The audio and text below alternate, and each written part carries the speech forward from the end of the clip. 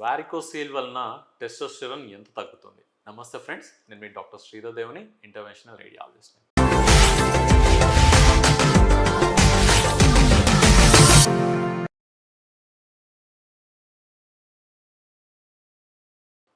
అందరికి తెలుసు, టెస్టోస్టెరాన్ అన్నది మన టెస్టిస్లో తయారవుతుంది. కేవలం టెస్టిస్లో కాకుండా కిడ్నీస్ పక్కన ఉండే ఒక చిన్న గ్లాండ్, అడ్రినల్ గ్లాండ్ అన్నది కూడా ఉంటుందన్నమాట. దీంట్లో కూడా కొంత మేరకు ఒక 5% వరకు టెస్టోస్టెరాన్ ప్రొడక్షన్ అవుతుంది. అలా అమ్మాయిల్లో ఉండే కొంచెం టెస్టోస్టెరాన్ అనేది ముఖ్యంగా ఈ అడ్రినల్ గ్లాండ్ అన్నది రిలీజ్ చేస్తుంది. సో అబ్బాయిలలో మెయిన్గా యుక్త వయసులో అంటే ఒక 25 to 45 ఇయర్స్లో ఉన్న వాళ్ళకి ఈ వారికోసీల్ కనుక ఉన్నట్టయితే లేట్ స్టేజెస్లో, అంటే ఎవరికైతే ఎర్లీ స్టేజెస్లో ఉండి నొప్పి ఉన్నాయి ట్రీట్ చేసుకుంటారో, లేదంటే స్పర్మ్ కౌంట్ తక్కువ ఉండి ట్రీట్ చేసుకుంటారో, వాళ్ళల్లో ఈ టెస్టోస్టెరాన్ అనేది నార్మల్గా ఉండేదానికి అవకాశం ఉంది.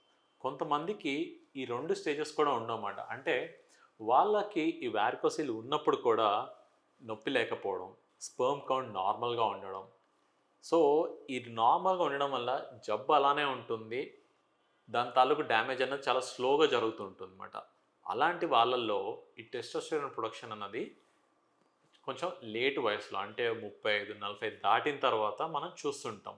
అంటే ముందరి వీడియోస్లో మనం చూసినట్టయితే ఈ టెస్టోస్టెరాన్ ఎప్పుడైతే తక్కువ ఉంటుందో నీరసంగా ఉండడం, ఈజీగా బోన్స్ ఫ్రాక్చర్ అవ్వడం, కండంతా తగ్గిపోవడం ఇలా జరుగుతుందో వాళ్ళని మనం ఎవాల్యుయేట్ చేసినప్పుడు ఈ టెస్టోస్టెరాన్ డెఫిషియన్సీ కనుక్కొని ఎందుకు తగ్గింది అని చూసుకున్నప్పుడు కొంతమందిలో ఈ వారికోసీల్ అన్నది బయటపడుతుంది.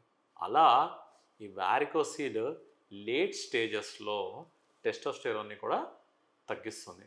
అంటే మనకు తెలుసు వారికోసీల్లో ఏమవుతుంది, బీర్జాల నుంచి గుండె వైపు వెళ్ళాల్సిన రక్తం ఈ వాల్వ్స్ లో ఉన్న ప్రాబ్లం వలన జారి మళ్ళీ బీర్జాల చుట్టూరు ఉండే కండిషన్ మనం వారికోసీల్ అంటాం.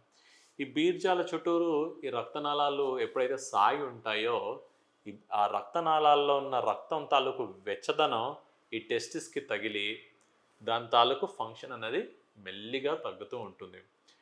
ఇప్పుడు మనకి సృష్టి వచ్చేసి అబ్బాయిలలో టెస్టిస్ని ఒంటి బయట పెట్టాయి. ఎందుకంటే టెస్టిస్ ఈ వృషణాల ఆప్టిమల్ ఫంక్షనింగ్ కోసం మన ఒంట్లో ఉన్నదానికన్నా ఒక 2 degrees టెంపరేచర్ తక్కువ ఉండాలి.